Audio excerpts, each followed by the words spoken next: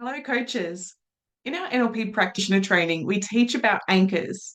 Have you heard about anchors? The truth is, we're exposed to anchors every single day. Think about the common thing of Coca-Cola, the drink. When you think about that, what does it bring up for you? Are you somebody like, yeah, moreish and it brings up a sense of thirst? Or are you somebody like, ugh, too much sugar, no thank you? That is an anchor. Hearing a song that was maybe played, back in high school, it is an anchor that takes you back in time to bring up the feelings that you felt back then, the things that you smell when you walk into, I don't know, like a bakery or something, or the fish and chip shop, or whatever it is for you. It will be anchored and take you back in time, back to a trigger, back to a response that, is familiar to something else. I know a lot of successful people actually anchor in money in abundance to the door handle to their workspace or to their studio.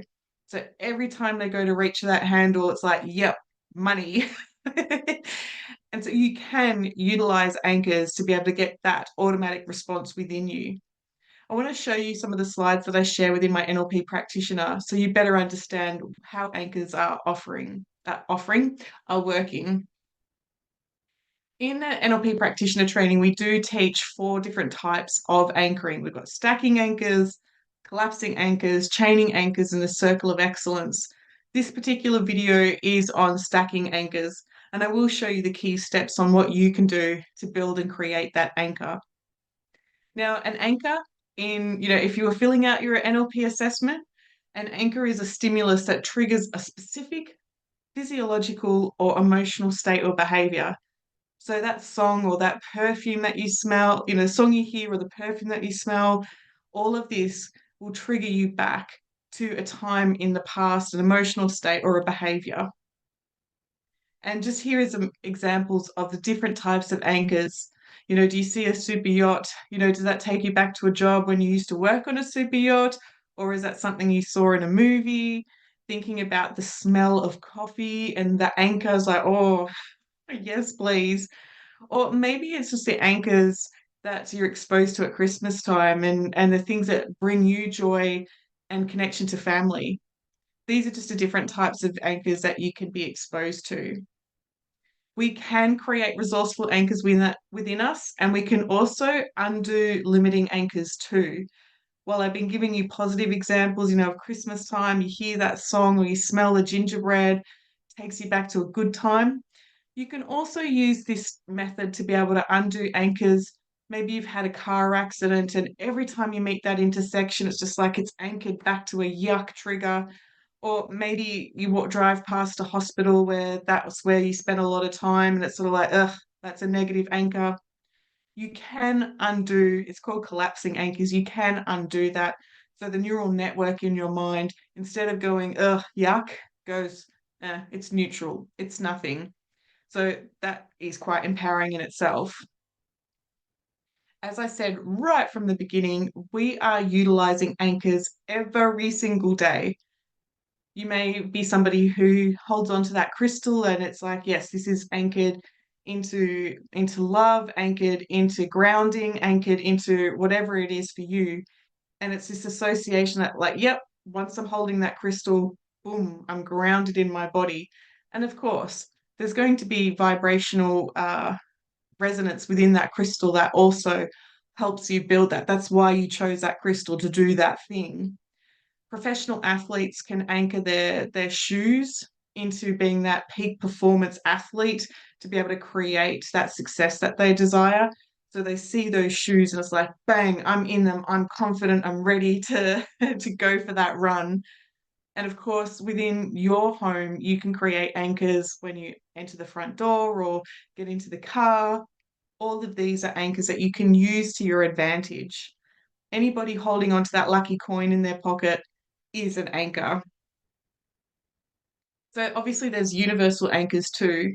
How does your body respond to these two pictures? Does red mean stop and does green mean go? To my 21-year-old, green mean go or does green mean faster? I'd have to actually ask her that. But the question is, what is it anchored to you? Okay, and thinking about Nana's cookies, breathing that in. feeling that smell and that aroma, taking you back to being at home at Nana's kitchen, having a having that connection with her. Maybe you didn't have a Nana like that, but this is the cliche example. Now, think about it. If that anchor is there, how do real estate agents already work with what's within your neural network? How do they connect to those feelings? Well, they will put, a slab of cookie dough in the oven before an open for inspection. They're deliberately triggering that anchor in you to take you back to what it feels like to be comfortable and at home. And of course, why would they do that? Because you're more likely to throw a lot more money at that feeling of goodness than something being a bit unfamiliar and, cold or hard. So people and businesses, branding, marketing are using anchors every single day to stimulate something within you and then attach their brand to that feeling. Very clever. But of course, within NLP, now that you know this, you can be at cause instead of effect at the marketing world.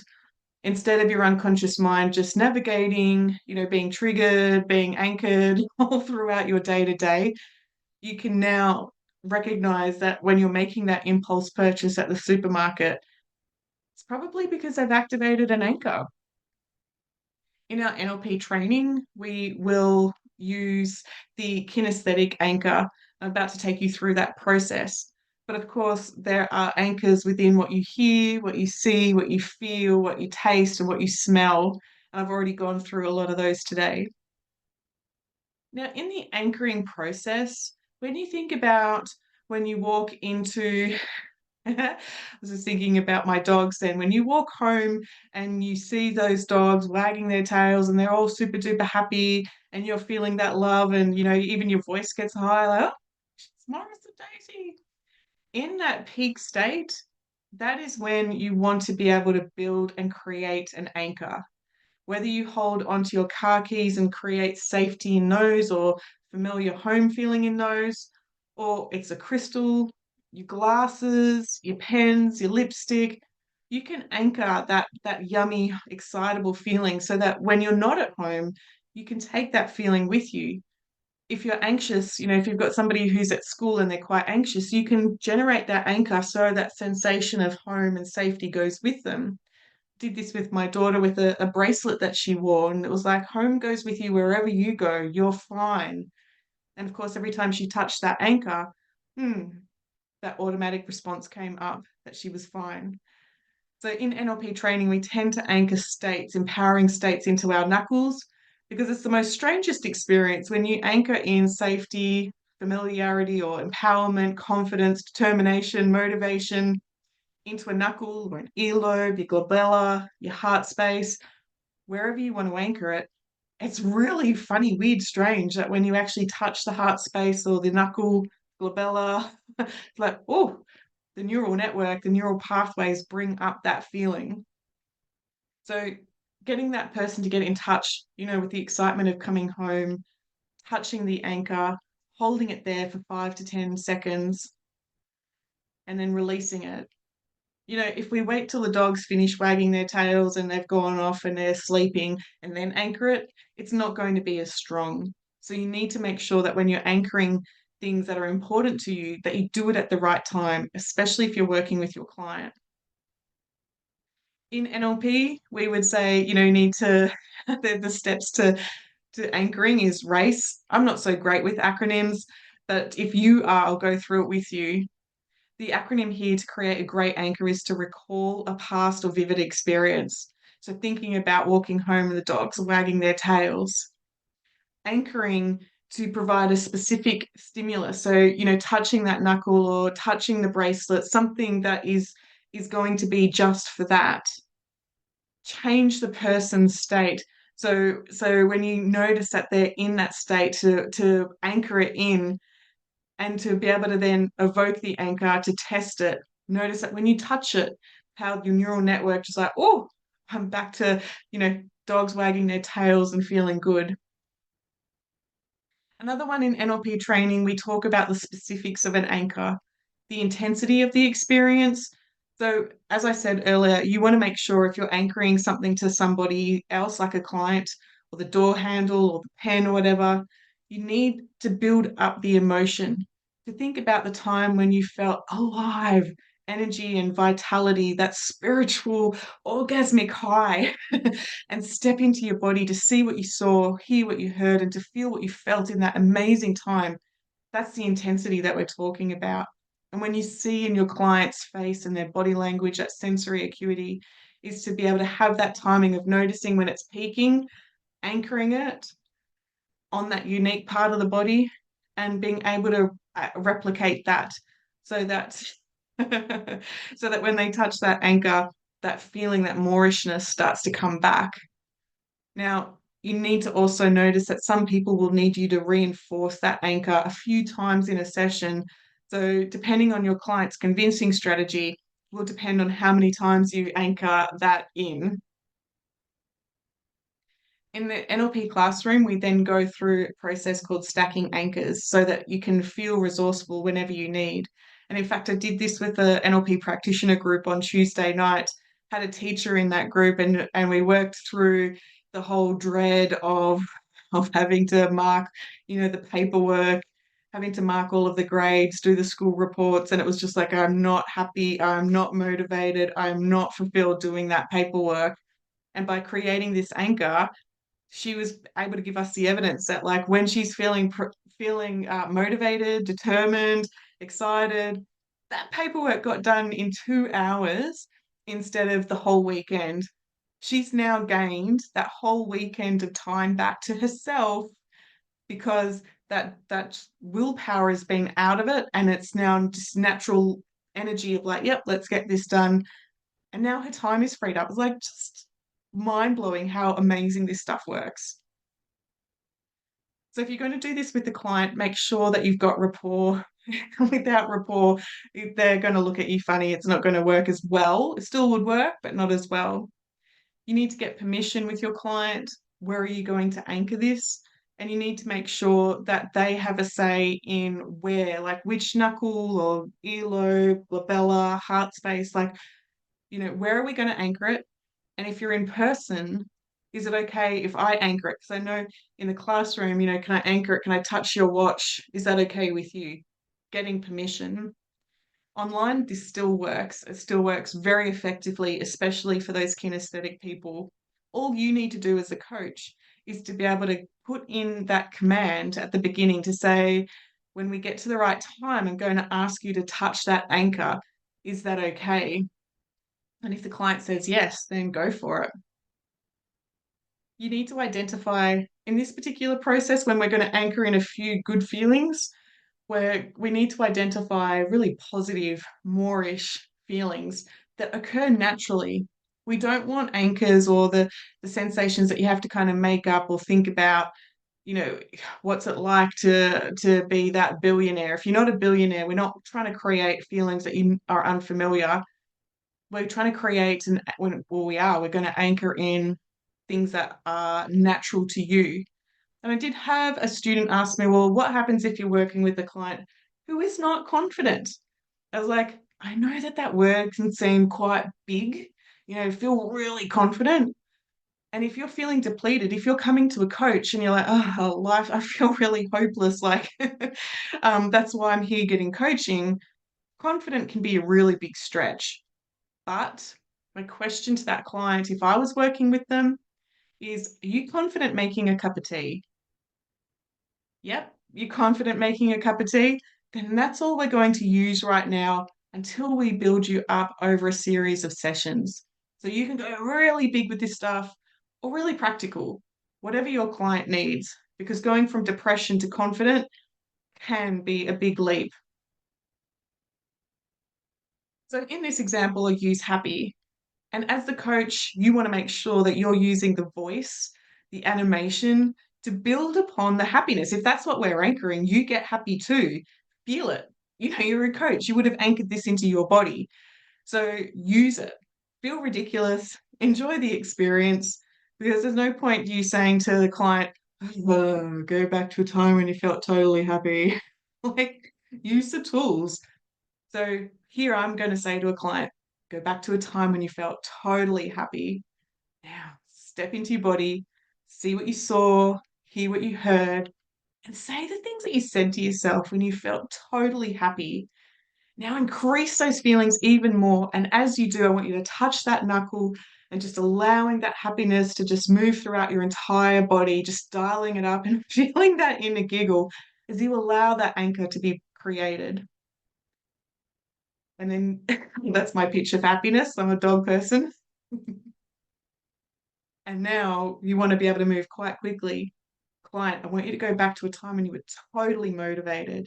Now, step into your body, see what you saw, hear what you heard, and say the things that you said to yourself when you felt totally motivated. Touching that knuckle, touching that anchor, it's like, yes, we're getting things done. That sense of accomplishment, that sense of amazement, that ease, that motivation, and taking your fingers off that knuckle. The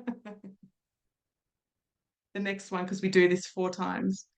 Whatever word that they want to use, by the way, this is my example, but fulfillment. Go back to a time when you felt totally fulfilled.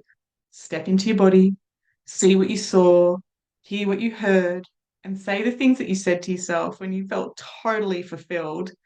Holding on to that anchor, getting a sense of where you felt that in your body.